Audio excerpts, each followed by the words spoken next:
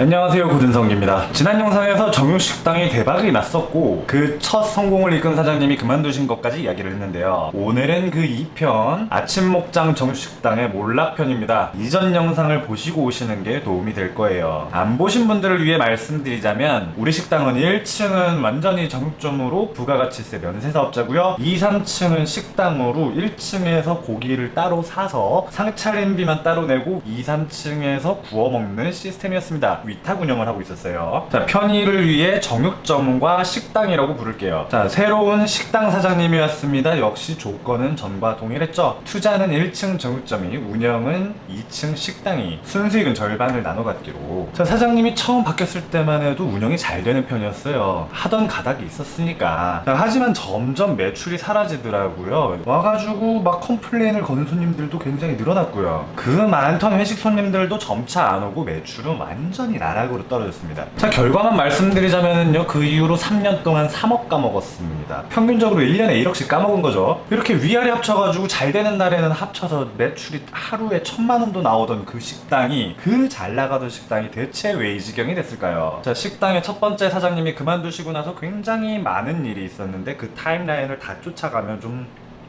거시기 하고요. 제가 분석한 몇 가지 요인만, 그냥 결론만 말씀드릴게요. 놀랍게도 우리 식당이 엄청난 대박을 치게 된 그 원동력이 된 바로 그 구조 자체가 문제가 있었습니다. 투자는 우리가 다 하고 운영은 정육점만 하고 식당은 위탁 운영하는 바로 그 구조 말이에요. 이게 처음에는 괜찮은데요, 시간이 지날수록 치명적인 문제점들이 생기기 시작하더라고요. 거의 모든 문제는 바로 이 구조에서 시작됐다고 말을 해도 과언이 아니더라고요. 위탁 운영이라고 말은 했지만 식당은 거의 정육점의 종속관계에 있었습니다. 당연합니다. 정육점이 투자를 다 했잖아요. 그러다 보니까 식당은 정육점의 눈치를 안 볼 수가 없는데요. 그래도 정육점 입장에서는 나름 독립적인 위탁 운영을 하고 있는 건데 너무 뭐라고 간섭하기도 뭐해요. 그래서 최대한 간섭하지 않으려고 했는데요. 물론 유일하게 간섭한 아주 치명적인 간섭이 하나 있긴 했었지만 이건 나중에 말씀드리고, 어쨌든 이렇게 무슨 직원도 아니고 나름대로 사업자 등록증 만들고서 위탁 운영이라는 형태로, 그리고 독립적인 운영 형태로 들어갔는데 거기서 마치 무슨 사장이 직원 부리든 막 이래라 저래라 막 이렇게 할 수가 없잖아요. 우리 성향이 다른 사람들은 건물주만 돼도 갑질한다고 하던데 우리는 약간 뭐랄까 지랄 맞은 그 짓거리를 하고 싶지는 않더라고요. 성향이 좀 그래요. 그러다 보니까 뭔가 잘못돼가고 있는 게 분명한데 뭐라고 말을 못하는 거야. 그런데 식당 같은 경우는 정육점한테 눈치 보이니까 뭐라고 말을 못하는 거고. 자, 여기서 나오는 게 바로 커뮤니케이션의 부재입니다. 소통이 안 돼요. 소통이. 이게 첫 번째 이유예요. 그리고 식당 운영을 하다 보면은 이런저런 설비나 장비들이 노후화가 됩니다. 그리고 뭔가 매출을 올릴 만한 아이디어가 있거나 아니면 필요한 것들이 계속 생겨나잖아요. 그런데 투자는 정육점이 했고 식당은 운영만 했습니다. 자, 정육점 같은 경우는 식당에 직접 사용하게 되는 이런저런 잡다한 것들 있잖아요. 근데 직접 운영을 안 하다 보니까 뭐가 필요한지 체감도 안 되고 뭐가 낡아간다든지 이런 것들이 전혀 감이 안 오는 거야. 그런데 정작 운영을 하게 되는 그 식당 같은 경우는 추가 투자가 필요하다고 생각돼도 자기가 투자를 하는 사람이 아닌 것 같으니까 자꾸 돈을 안 쓰더라고요. 돈이 아깝잖아. 제가 거기서 느낀 게, 뭔가 자기 거라고 느낄 이런 거는 확실히 자기가 돈을 꼬라박고서 이게 투자를 해야 되는구나. 이걸 진짜 아주 뼈저리게 느꼈습니다. 분명히 사업자 등록증 만들고 본인이 운영을 하고 그리고 본인이 잘하는 만큼 훨씬 많이 가져가는 구조인데, 그러면 본인이 투자를 좀 해야 될 거 아니에요? 근데 초기 투자를 우리가 해줬다고 해서 추가 투자를 아예 안 하더라고. 하다못해 전단지도 안 돌리고 현수막 같은 것도 안 붙이더라고요. 나름 식당 운영을 잘할 수 있을 거라 해가지고 임대료도 안 받는데 이거 약간 진짜 좀 진짜.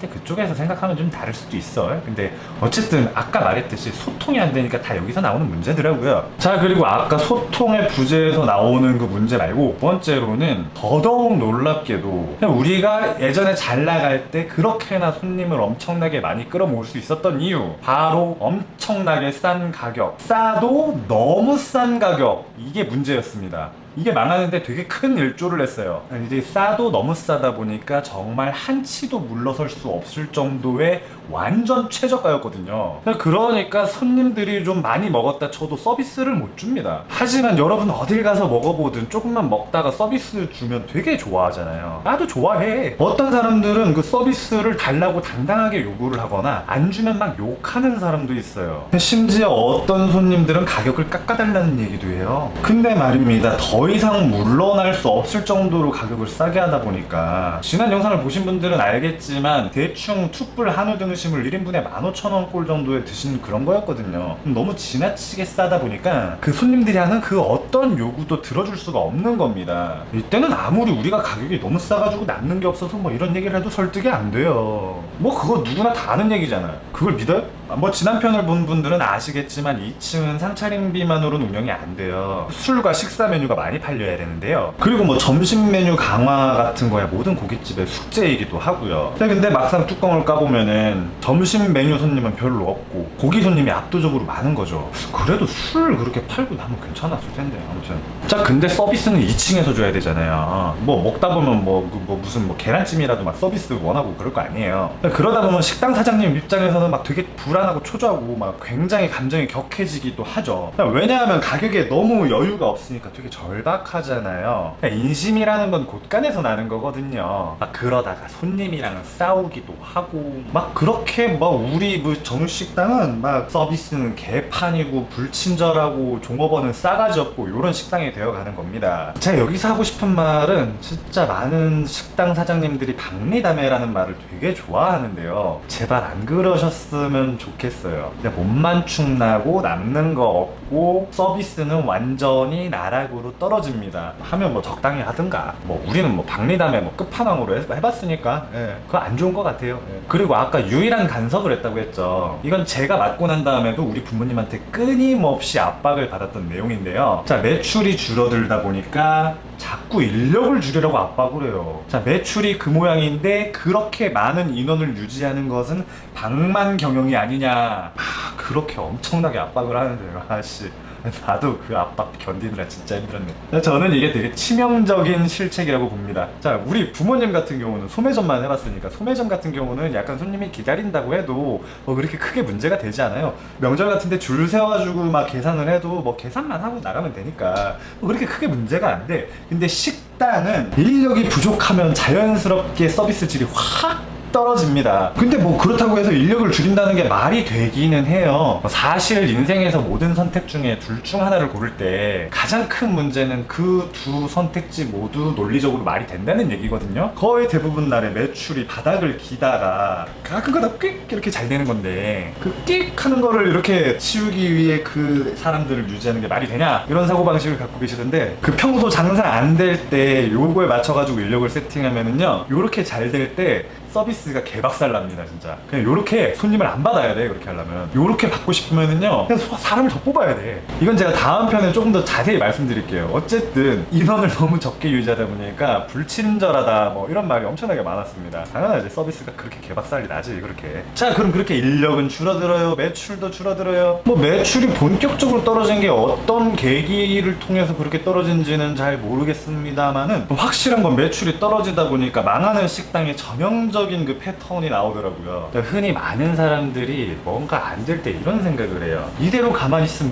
뭐라도 해야지. 뭐라도 해야지. 제가 이런 식의 접근을 별로 안 좋아하는데요. 뭐라도 하다가 지쳐가지고 그냥 나가 떨어지고 효과는 하나도 없고 이런 거 되게 많거든요. 올바른 걸 해야지. 뭐라도 하면 그냥 몸만 축나요. 그냥 쉬는 게 나아. 근데 정확하게 식당 사장님 중에 한 분이 그 대사를 치시는 거야. 그러면서 점심 메뉴를 엄청나게 종류를 늘려버리더라고요. 김치찌개, 제육볶음에, 청국장에, 나 무슨 김밥 천국 보는 줄 알았네. 막 심지어 여름에 콩국수까지 했어요.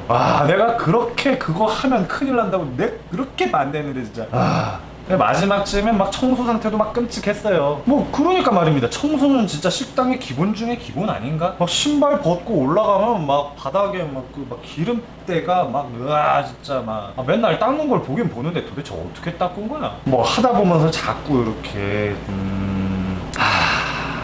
뭐 자꾸 이렇게 흥분이 되고 그러는데 흥분될 만하지. 3억 가졌다니까. 자, 뭐 이런 식으로 서서히 말라 죽어가고 있었고요. 그렇게 3년 동안 사장님이 3번 바뀌었어요. 1년에 한 번씩 다 나가 떨어지더라고. 그렇다는 건 무조건 그 구조가 엄청 잘못됐다는 얘기거든요. 그 법인 통장에 그만턴 현금이 4억 정도 있었는데 그 1억밖에 안 남았어요. 1억밖에. 저 통장에 1억이 남아있어. 그리고 마지막에 이제 식당 사장님이 이제 그만둔데 3번까지 돌렸는데 안 되면은 안 되는 거잖아요. 안 되는 건 빨리 방법을 바꿔야 되는 거거든요. 그래서 얘기했죠. 아버지 차라리 제가 해볼게요.